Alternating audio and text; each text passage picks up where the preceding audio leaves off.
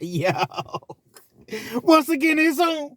Back at you one more again. Real Kids TV in the house like kitchen sinks. Now, before I get into this afternoon's video, if you will, understand that I'm the self-proclaimed Mr. 30 Minutes or Better, meaning that anytime I drop you a story, it's guaranteed to be 30 minutes or better. So if you're on your way to work, at work, you don't feel like being there, as we so often don't. You're on your way home from work, you need to laugh, you need to cry.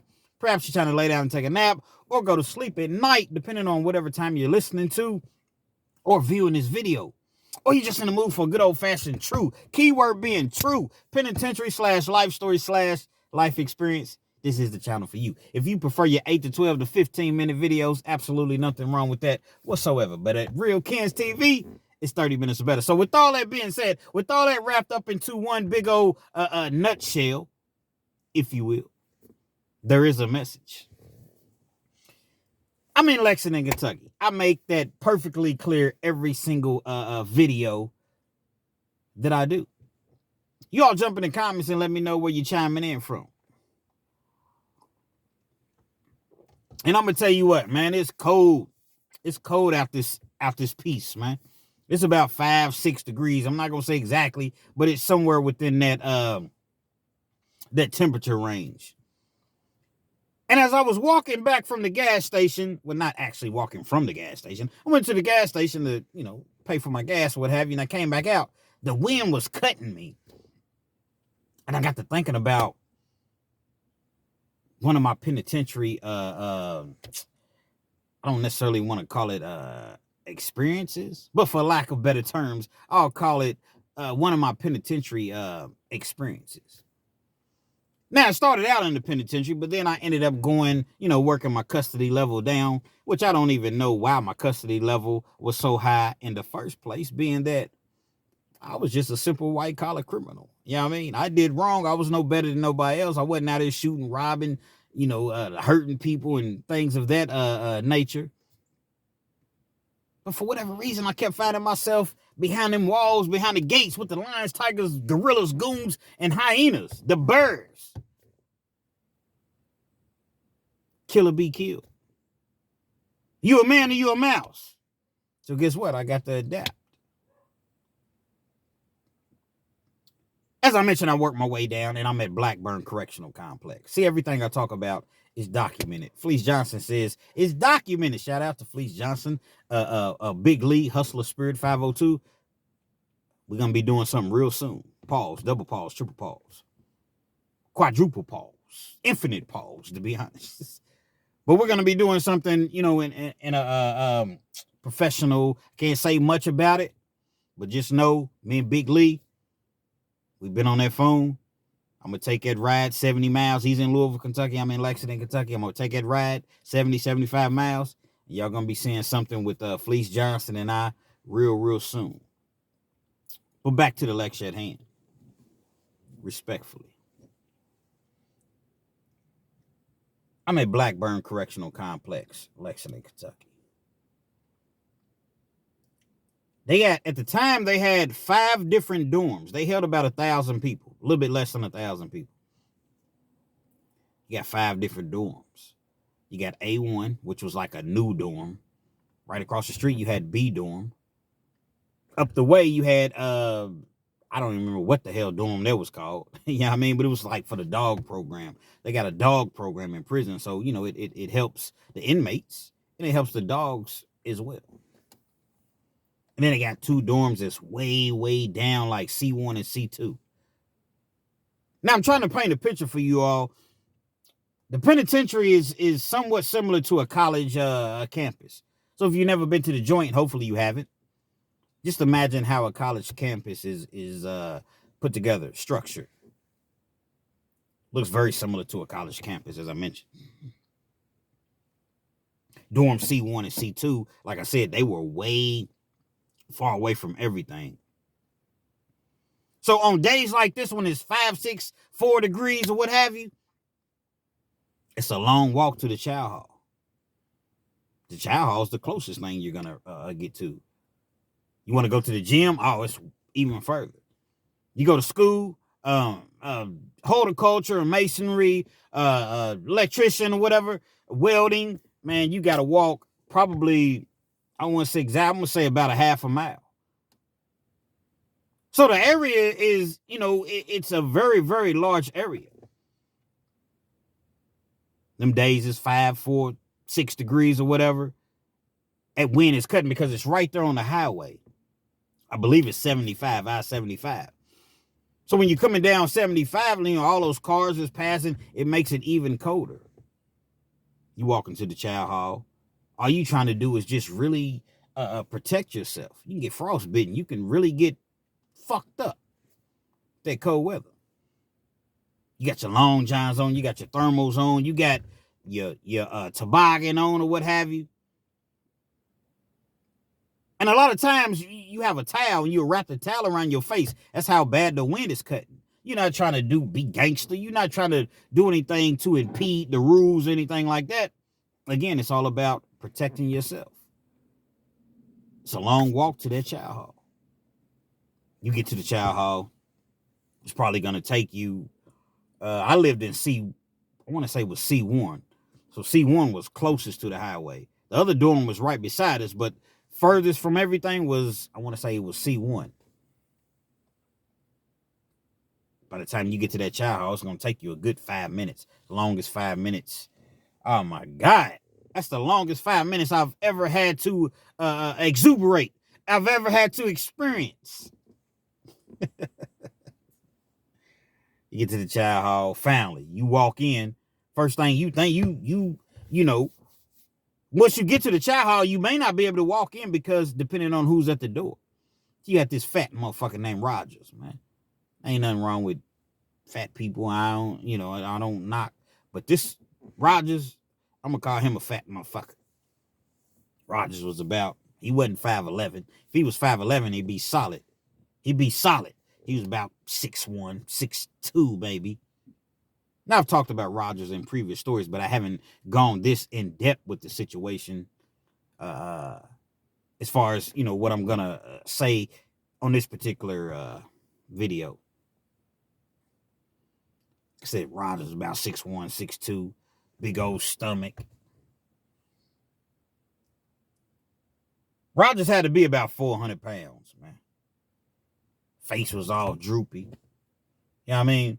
And again, I don't have any problem with people that are fat or overweight or whatever. But when you have a bad attitude, when you have a bad just presence about yourself, I got to speak the truth. I got to really say what it is. I got to call a spade a spade. If Rogers was at the door, he's only going to allow so many people in the chow hall at a time. I understand the rules say only allow this amount of people in the chow hall, but when it's stupendously cold outside, a lot of the COs, they would allow just more people to come in so you don't have to stand outside and you just kind of wrap the line around. Not Rogers.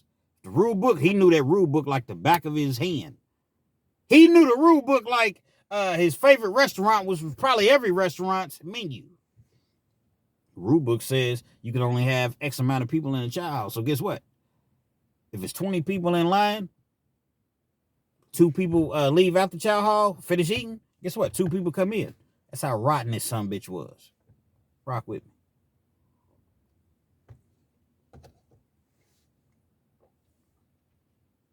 Get to the chow hall. Standing in line for about 15 minutes. It's freezing cold. Dudes is banging on the door. Come on, Rogers. Come on, man. It's cold out this motherfucker, man. Let us in, man. It's cold. He's opening the door, kind of smirking. I'm going to tell you guys one thing, and I'm going to say it one time. You beat on my door again, you're going to sit out here even longer. Rotten. Position of power. See, that's what I often talk about. I don't have a problem with authority. I don't have a problem with police. I don't have a problem with correctional officers. I don't have any problems with anyone that's in a position of power. I have a problem with the people that abuse that privilege to be in a position of power. Rogers was just an ornery son of a bitch. When you look at Rogers, he reminds you of trying to think of somebody that I can really give you I wish I could just Google him and his name come up. And his picture would come up rather than I would just I'd put his picture in the thumbnail. Wouldn't give a damn if I got fined or sued or whatever. I'll put his big ass in the thumbnail. But Rogers remind you of all my wrestling fans out there. And if you're not a wrestling fan, Google The Undertaker. Not even The Undertaker, because he didn't look like The Undertaker. Google Paul Bearer. Paul Bearer, The Undertaker's manager. Paul Bearer, he looked like Paul Bearer looking. Oh, Hulk Hogan, this will be your greatest challenge, brother. That's how Paul Bearer talked. He was the manager of The Undertaker. When it comes to SummerSlam 2003, brother, Hulk Hogan will never, ever exist again. Oh, brother. That's how this dude, he didn't talk like it, but that's how he looked, man. He looked like Paul Bearer. Then the music would come in the background. Doom. The lights would cut off. Doom. And you wouldn't see anything. You would just hear Paul Bearer's voice.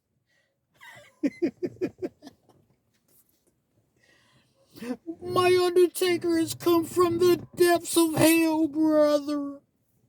The immortal Hulk Hogan will meet his demise. Oh, brother, yeah. Oh, my Undertaker, brother. Hey, this motherfucker look like the Paul Bearer, man. Oh, my God, man. Y'all rock with me, man. I'm just having fun, man. I'm just having fun. That's what my channel's about. Telling the truth and keeping these kids out of early graves and penitentiary. And we're going to have fun sometimes. We're going to laugh sometimes. We're going to cry sometimes. But I'm going to keep it real.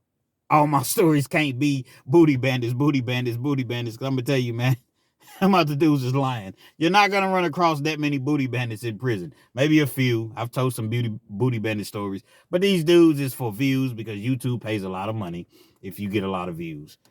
Me, I'm not going to compromise anything, man. I'm going to just keep it all the way real. I could make up 1,000 stories about booty bandits if I wanted to, but I'm not going to do it. I'm not going to do it, brother. Yes. Oh.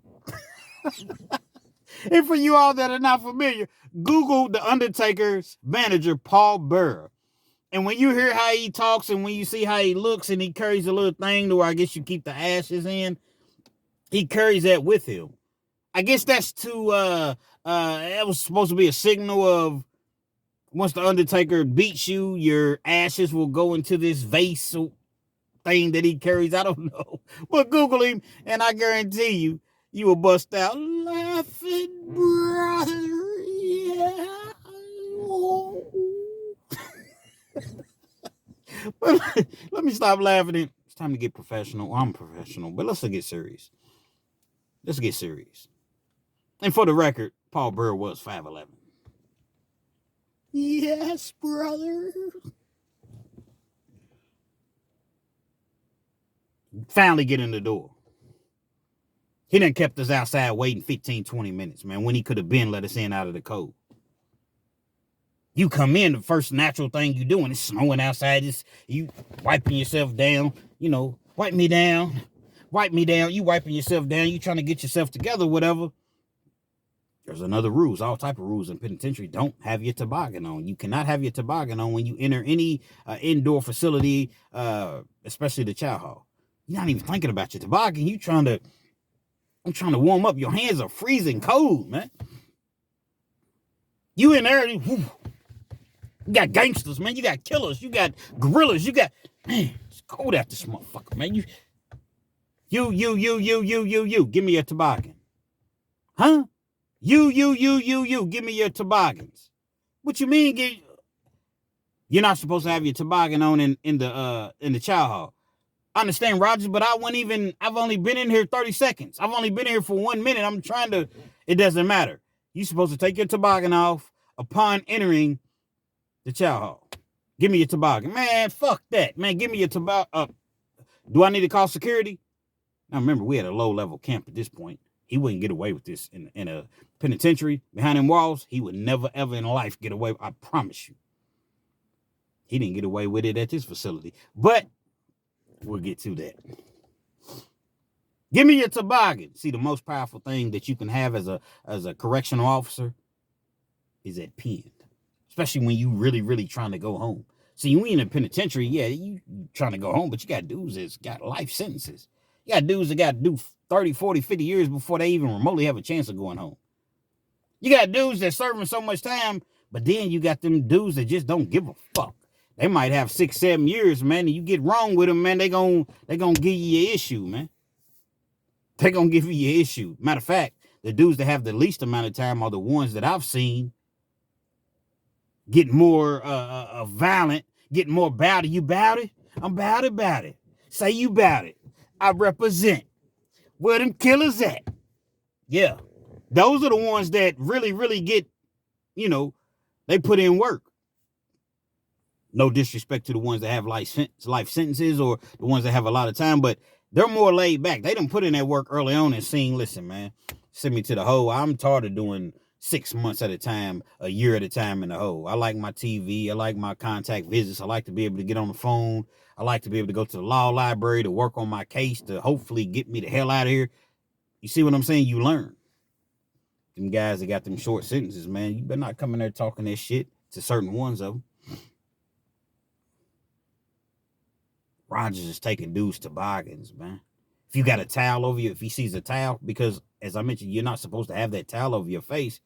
But a lot of COs didn't even trip on that, man. They know it's cold. They have hearts. They're not inhumane like some of these correctional officers. Rogers will take your toboggan and your towel. Meaning that you had to walk back to your dorm 5, 6 minutes in the snow and the cold is blistering cold without a toboggan, without anything covering your head up. Plus, he gonna write you up. He gonna write you up for not contraband, but I don't know, some bullshit write-up that they got in the penitentiary. It's a write-up for everything, man. If you look at an officer wrong, I looked at an officer one time, he came walking through like he was tough. I mugged him, man. Man, some bitch try to write me up for reckless eyeballing, man. If you walking in the hallway and an officer sees you, you got your hands in your pocket, he writes you up. You're not supposed to walk with your hands in your pocket, man.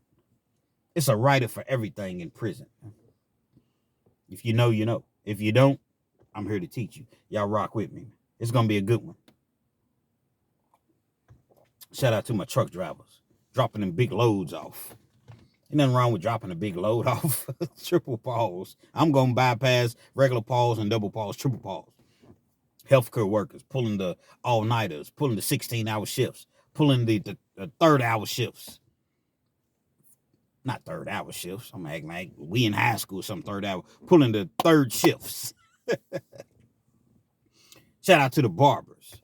Shout out to the beauticians. Shout out to the electricians.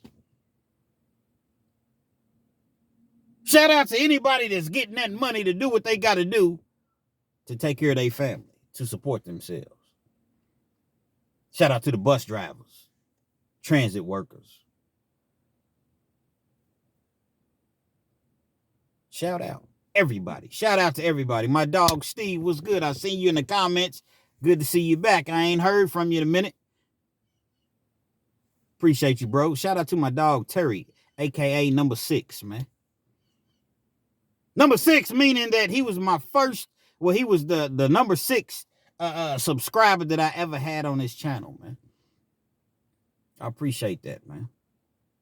I definitely do. Shout out to my dog, James McElvain. He has a daughter that just celebrated a birthday. I don't have her name in front of me, but I promise on my next video, I'm going to shout her out because I don't have the name in front of me. But shout out to James McElvain, man. Shout out to the people that called me, that hit me up, man. People hit me up at 1, 2, 3 o'clock in the morning, man, with issues, kids, man. I'm sorry to to disturb you this late or whatever, but this is what it is. Shout out to everybody. Yeah, I know I'm going to get back to the story, but I'm for the people, man. If you're not accepting of the fact that I'm for the people, then perhaps I'm not the channel for you. I love to have you here. but I'm for the people, man. I don't care if I make $100 million. I'm walking through the crowds, man. I will never stop doing this YouTube thing. I don't care. I don't do it for the money. I do it for the people, man. To help people. You all help me just as well. You all help me just as well. You all help me. This is like a intervention. This is, man, doing over 11 years in the penitentiary, man, that shit will have you fucked up, man. Like, a lot of people don't understand that shit will have you fucked up. A lot of things because you're not a normal citizen unless you're Donald Trump. Donald Trump got 34 felonies, but nothing is, you know what I mean? Nothing has changed for him. But for me, when I try to go rent a nice place, I can't get in. Don't matter how much money I make plenty of bread. I ain't rich or nothing, but I'm good. I'm just a pizza guy, but I'm good. I'm a pizza guy for now. If I want to go vote, oh no. If I want to carry a gun, oh no. But that's just what it is. So you have to be able to adapt. You have to be able to maneuver through certain things and get through certain roadblocks the right way, because your only other alternative is death or going to the penitentiary. I'm not trying to go back to the pen. I don't even jaywalk at this point. Nothing. I get pulled over. Yes, sir, officer. Back in the day, what the fuck you pulling me over for? No more of that. Yes, sir, officer. No, sir, officer. Yes, sir, I have insurance. I have registration. I have... Okay, officer, I understand. Even if I know it's a bullshit ticket or whatever. Okay, thank you, officer. You enjoy your day. Come on, Kenzo, sellout ass nigga. Nah, I'm not. I'm smart, man. The goal is to make it home, man. That's the goal, is to make it home. I can deal with the ticket later. Prosecution's probably going to dismiss that bullshit ticket later on.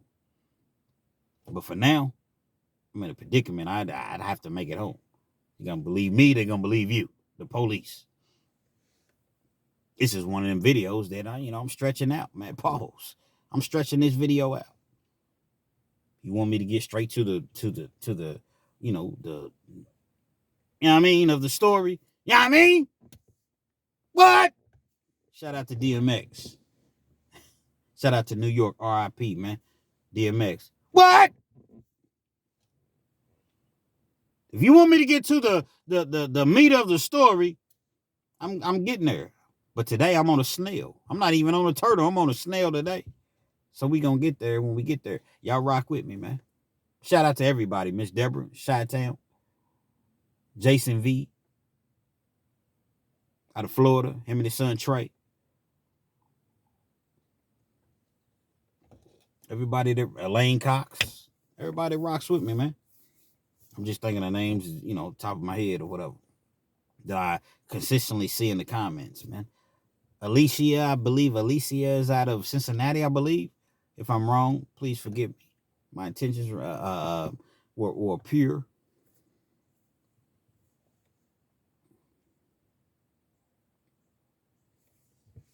Pat Watson, the enforcer, my enforcer when I go live out of Houston. She don't play no games. You get on there trying to troll Kens, your ass is out of there. But where was I? See, if they didn't cut my editing, my CapCut, they didn't cut my editing software like they did TikTok, but they brought TikTok back. But my editing software of CapCut, it hasn't come back yet. It's been banned in the United States. But if I had it, you would see like the clouds or whatever. And, oh, where was I at? Oh, yeah. Boom. That's how it will be. So we got to do it manually. Big son bitch and took everybody's toboggans or whatever. You had to walk back to the dorm. Freezing cold. Plus you done caught a write-up. Then they gonna call you to security for the write-up either that day or the next day. So you got to walk all the way back up to security for a bullshit write-up that had no merit whatsoever. They knew. The sergeants knew. The captains knew. The lieutenants knew about Rogers.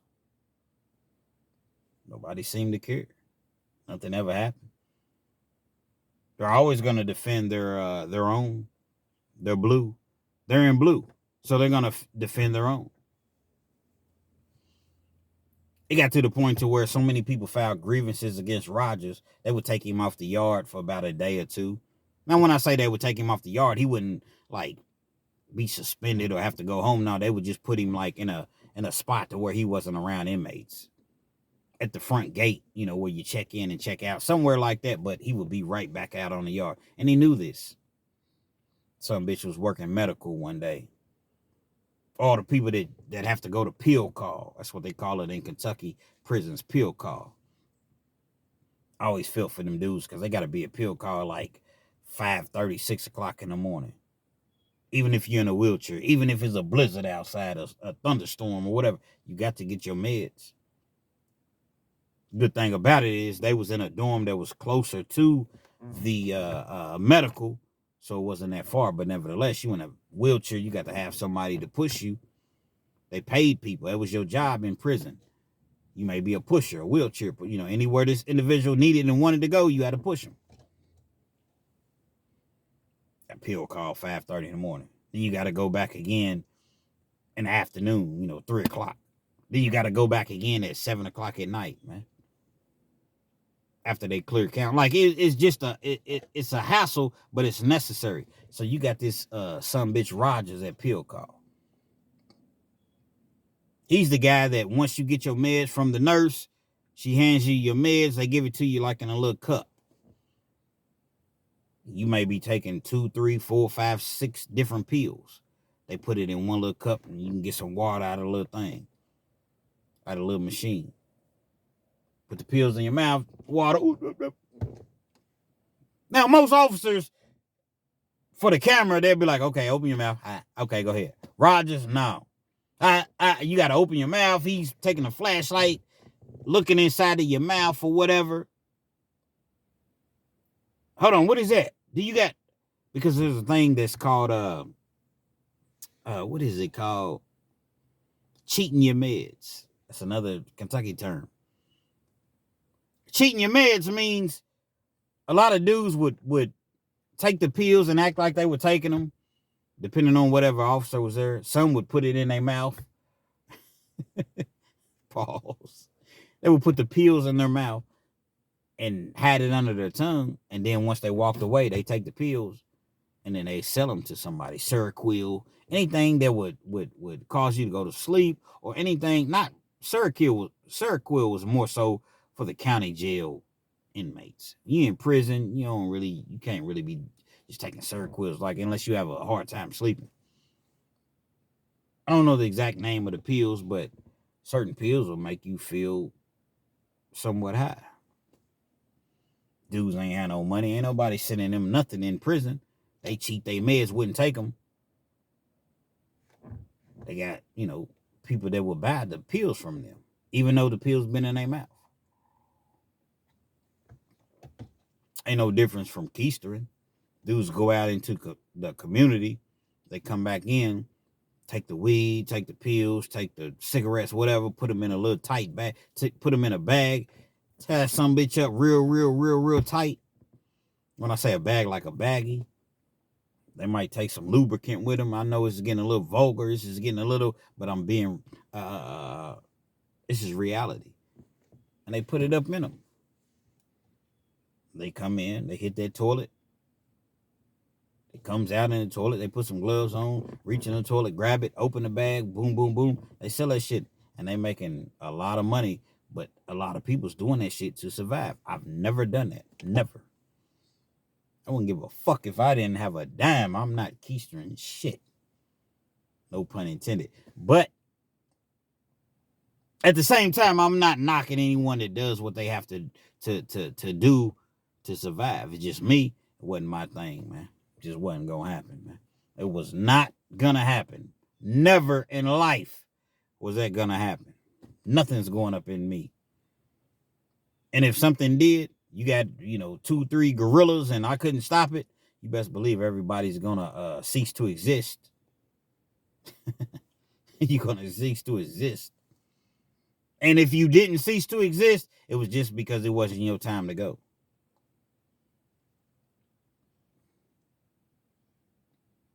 Dudes is coming in, man.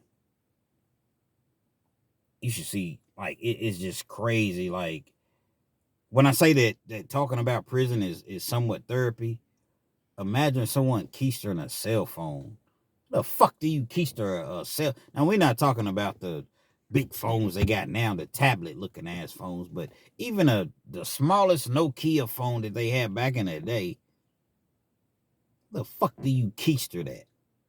With the charger. The fuck, man? I mean, seriously, the fuck? A phone with the charger, and you keister it and you get through with no detection, no problem. What the fuck, man? These are type of egregious, gross things that you hear and see. You hear about and you see in prison, man.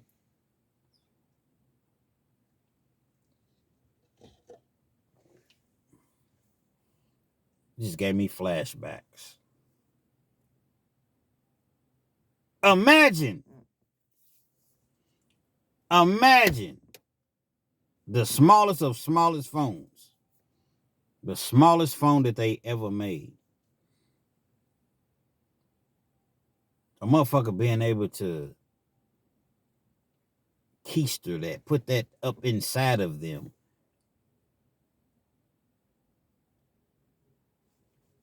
It just doesn't sound real. But for you all that's been to prison, you know it's definitely real, man. Sad, so sad, but true and real.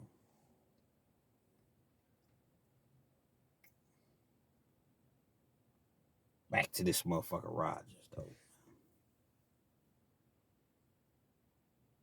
We're not gonna let Rogers off the hook. He roll people up. He didn't, just the silliest of write-ups, in medical or whatever. It was a one dude that came through in a wheelchair. I don't remember his name, so we just gonna call him Wheelchair Man. Wheelchair Man, he could walk, but he couldn't walk all the time. I think he had like vertigo, and he had a couple other things going on. So oftentimes, people would be like, "Come on, Wheelchair Man, you get your motherfucking ass up and walk." See, in prison, there's no filters. Ain't nothing wrong with you, Wheelchair Man. Get your motherfucking ass up and walk. You walk any other time, I just seen you hooping yesterday. See, the benefit of getting in a wheelchair, you got somebody to push you around wherever you want to go. You may be perfectly fine to walk, but this particular day, my vertigo is bothering me, or my legs is bothering me. I can't walk. So you got an individual that's going to push you around. That's getting paid $25 a month, $26 a month for pushing you around. Y'all see how I looped that? Looping means I told you all the intricacies of prison, not all, but a lot of them. But then I came back to the story at hand. See, a lot of people don't understand what I'm doing, but you will. You're going to learn, Trey. I told you all I bust out in the movie scenes in a heartbeat. Y'all remember Boys in the Hood? Lawrence Fishburne, Trey's daddy. Furious Styles was cutting his hair. Did you use a condom? Come on, Pop. She said she was on the pill. How many times I done told you, son? How many times I done told you, Trey? If she says she's on the pill, you wear protection anyway. But you gonna learn. Come on, Pops. Why you sweating? You gonna learn, son. I'm sick of this.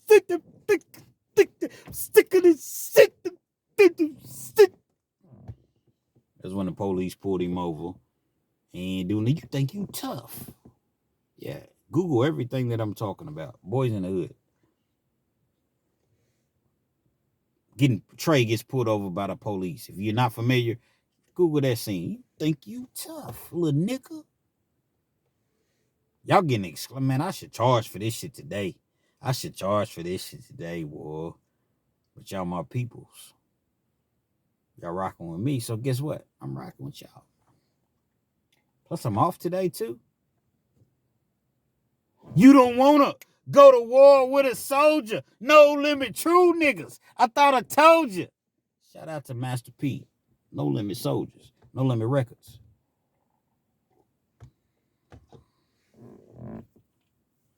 Y'all hear this noise? It's my seat, man. Got a whole lot of weirdos. Come on, kids, you letting gas up. Let me find you something better to do. You feel me?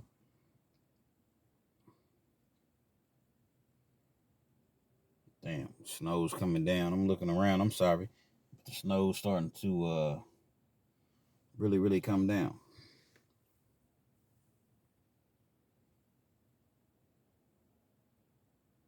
Rogers grabs this dude, man. I know you cheating your meds. I know you cheating your meds. Hey, listen, man, I ain't got nothing. Rogers makes the dude stand up. I can't stand up in the wheel.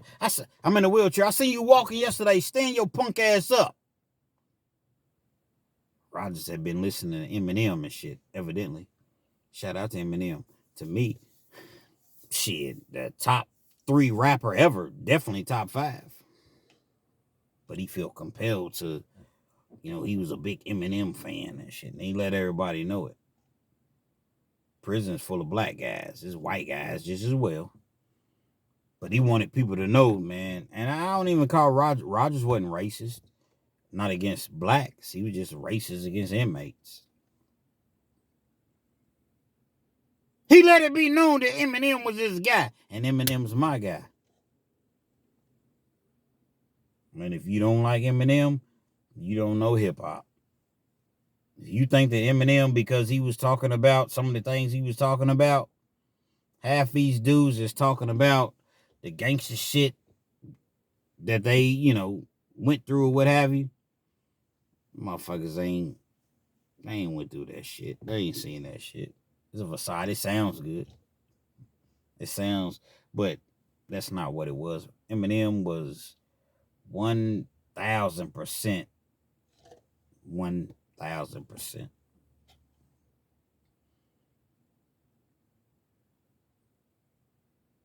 Confidence was up. Snatches dude up out of the wheelchair because dude's trying to stand up. Although we all know dude could have stood up. Rogers knew he could have stood up. Snatches him up. Open your mouth. Open your mouth. Get your hands off me. Open your fucking mouth. Rogers grabs him by his, his digs, his face. All over a couple little pills. We ain't not talking about heroin.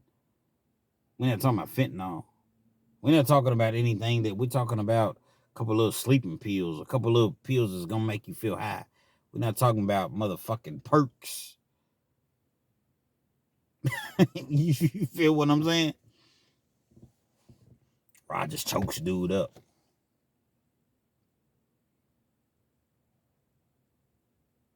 Everybody files a grievance against his big ass. Everybody on the yard signs a complaint. The little thing that was going around. Everybody, every inmate. There wasn't one inmate that said, "Nah, I'm not fooling with that. This some bitch needs to be fired. He needs to be gone." Putting your hands on an inmate. But if an inmate puts his hands on you, guess what's gonna happen?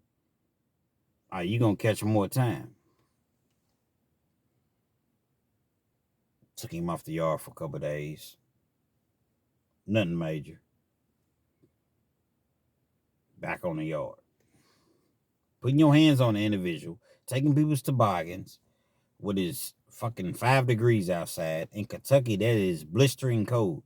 In certain states, Chicago or Illinois, cities or whatever. So if I say the state, city, you know what I mean. Milwaukee. There's certain areas to where, but in Kentucky, if it's 5 degrees, it's cold than a motherfucker.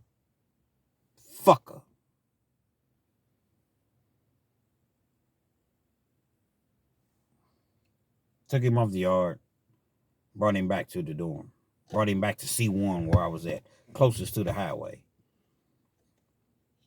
See, the officers don't have to walk to the dorms. They got like little carts, like little golf carts, and they drop the officers off. We got to walk as inmates, but they'll drop the officers off.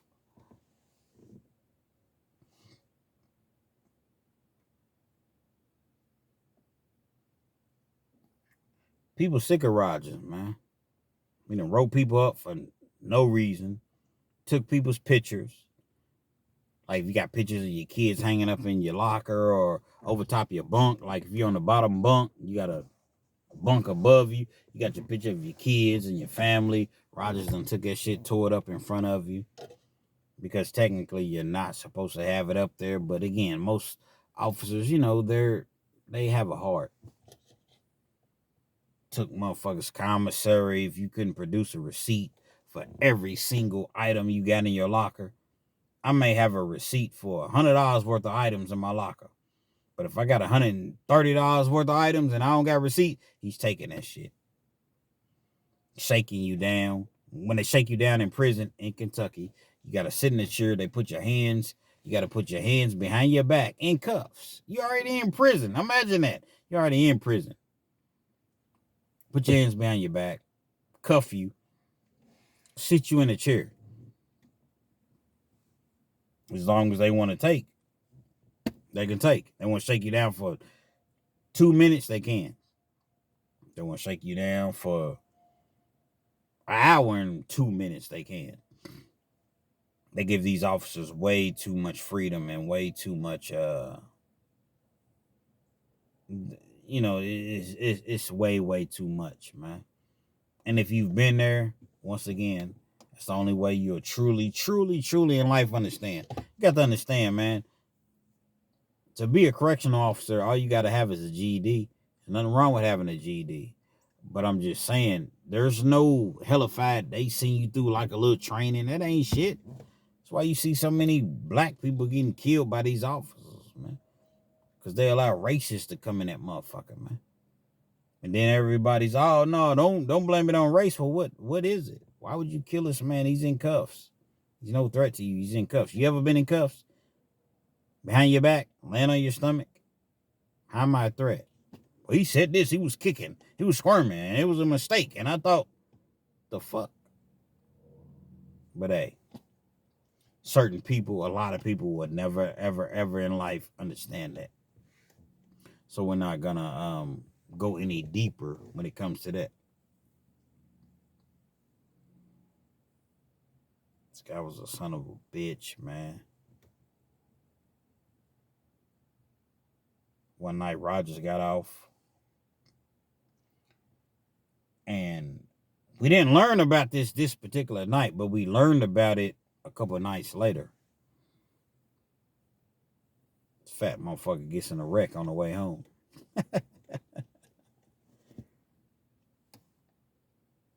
Bad wreck. He's fucked up.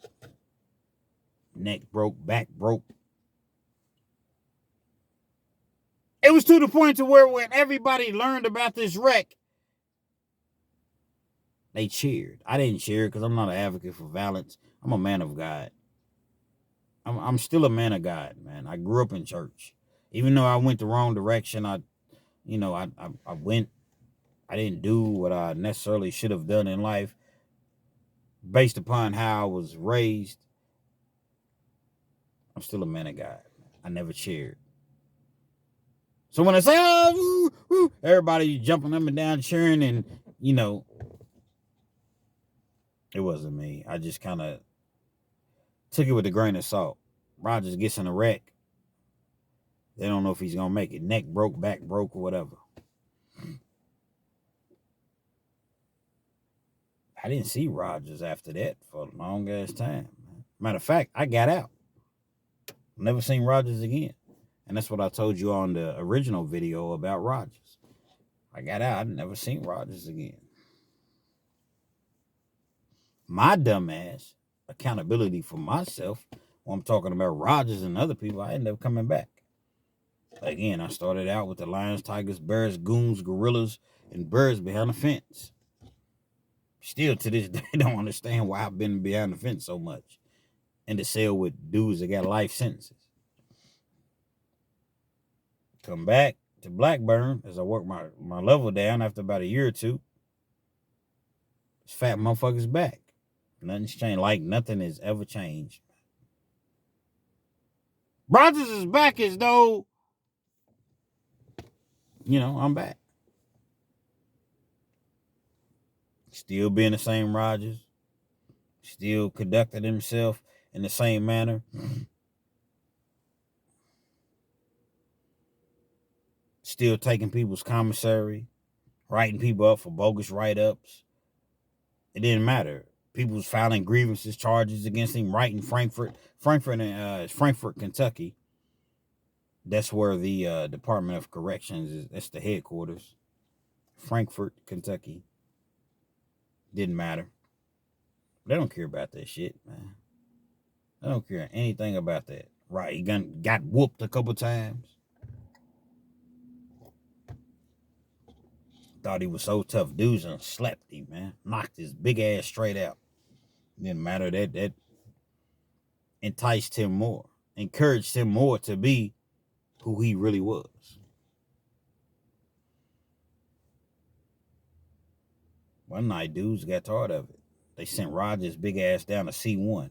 Remember I told you all C1 was a dorm that was furthest away from everything, closest to the highway.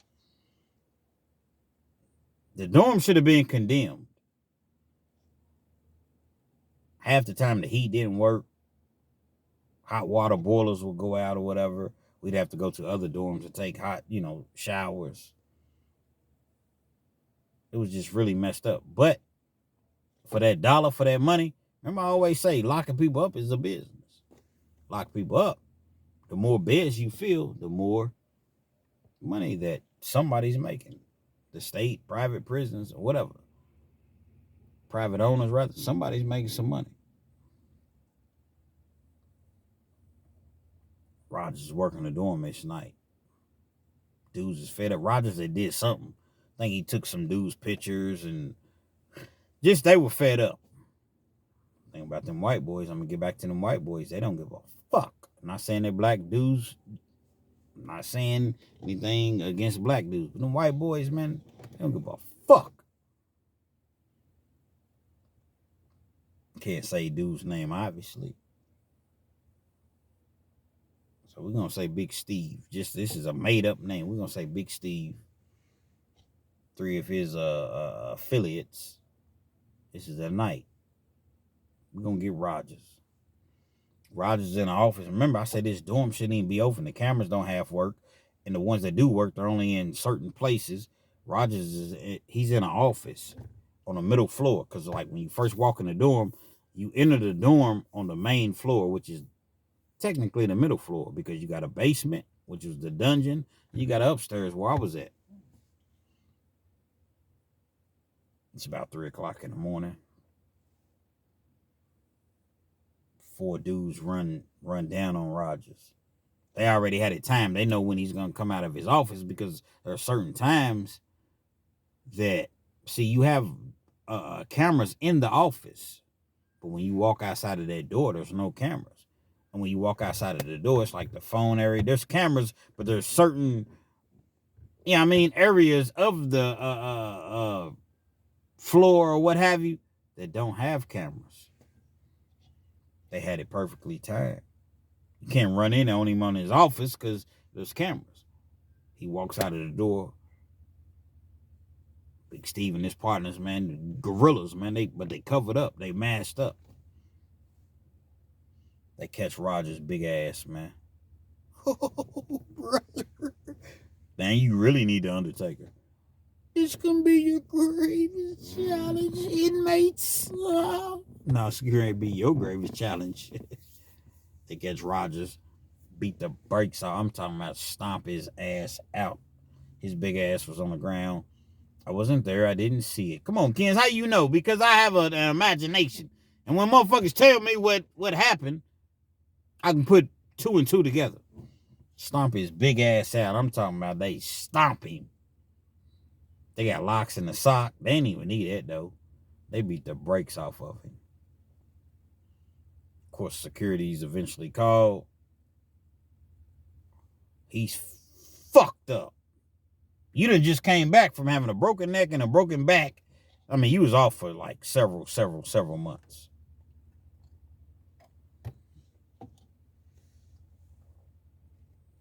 Come back.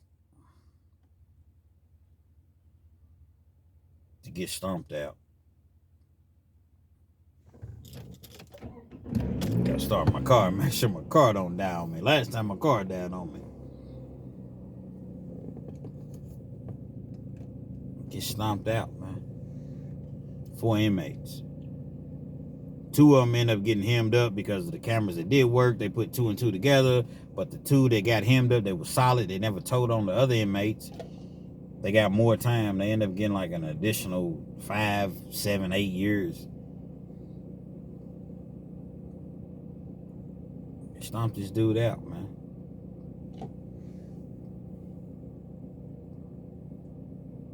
Never think you bigger than the program. Never think that just because them people hand you a badge, you a pawn, man. Them wardens and prison owners, the private prison owners, them lieutenants, or captains rather, top of the food chain. We ain't in prisons on Thanksgiving, Christmas, New Year's, 4th of July, Memorial Day, major holidays. Guess what? They somewhere vacationing with their family, feet kicked back, kicked up, watching the cameras, and they don't see anything. Or if they see something that's not right, they're gonna phone you and, hey, inmate such and such, do this. You all need to make sure. You all get too caught up in these little jobs that's paying you $20 an hour, $21 an hour, $800 a week. Not to knock anybody that's making $800 a week or $15 an hour or $10 an hour, not to knock that, but you are risking the life, the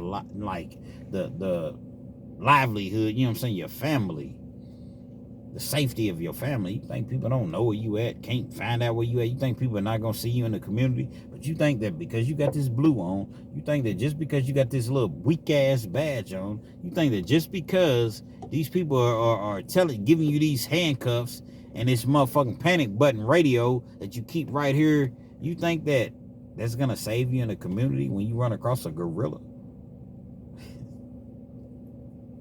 You run across a gorilla that you need to care about him and his family when he was trying to make it home to his kids. You wrote me up with a bogus write-up. A whole lot of bogus write-ups to go on in prison. Same way, a whole lot of bogus arrests happen in real life. You care about me and my family. You think I give a fuck about you in Walmart with you and your 3 kids, you bitch ass nigga?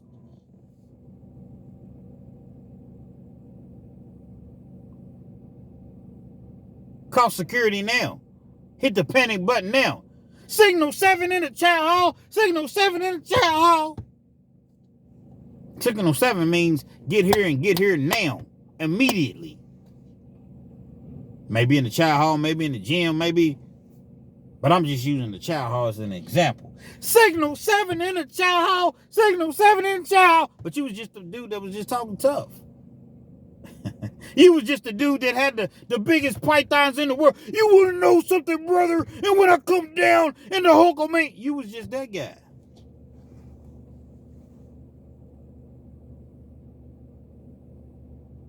But when the shit got real, Signal 7 in the child, Signal 7 in the child. Now it comes to that.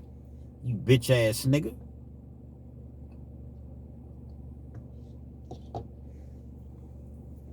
Respectfully.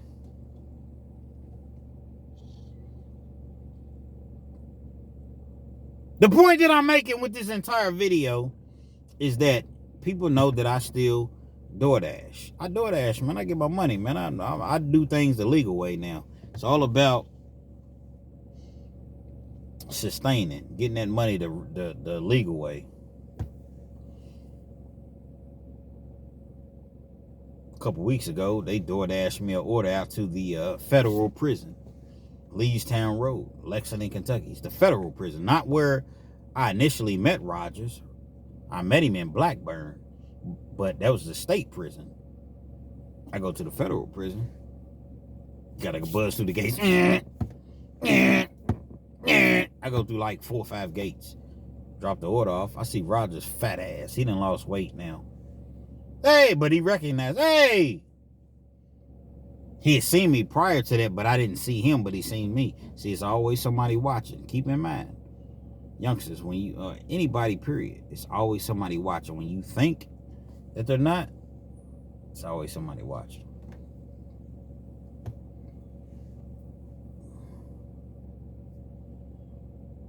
He tried to be cool. Yeah, what's up, man? How long you been out? How long? Man, I've been out a long time. Okay, I seen you last time, and I'm proud of you, man. I see you doing the right thing. I see you. Absolutely, but you're a snake in the grass. So now he didn't, for his assholeness, his bitch assness, he didn't got promoted to go to the feds. So they make way more money than the people in the state. His bitch ass is in the feds making that, 70, 80,000 a year, probably. Good money in Kentucky. Remember, there's different, y'all in different states, but in Kentucky, you making 70, 80,000 a year, man, you living, decent. He's in the feds, man. A lot of people trying to apply and get into the feds, but they can't, but he got in. Yeah, man, I'm proud of you. Thank you, man. Thank you for my pizza, man. Keep doing the right thing. Okay, man. I ain't have too much rap for him. Ain't nothing I can say. I'm a forgiving type of individual. God forgives us. So who do I look like not forgiving anybody else? But I remember, he lost a whole lot of weight. Rogers looked like,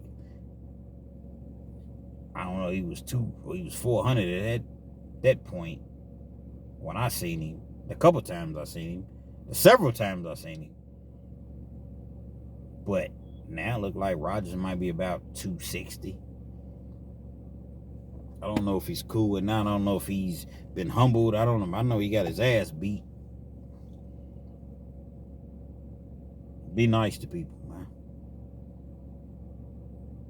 Don't take advantage just because you're in a situation where you can. Do the right thing because it's simply the right thing to do. And life is going to treat you so much better. Real Kens TV. Hopefully you liked the video. Feel free to comment. Definitely share. Subscribe to the channel if you're not already subscribed. And be sure to hit that post notification so anytime I bring you this action and this heat that Rogers was getting his ass beat with, by, what have you, amongst the first to receive. Appreciate you all. Love you all, man. Real Kens.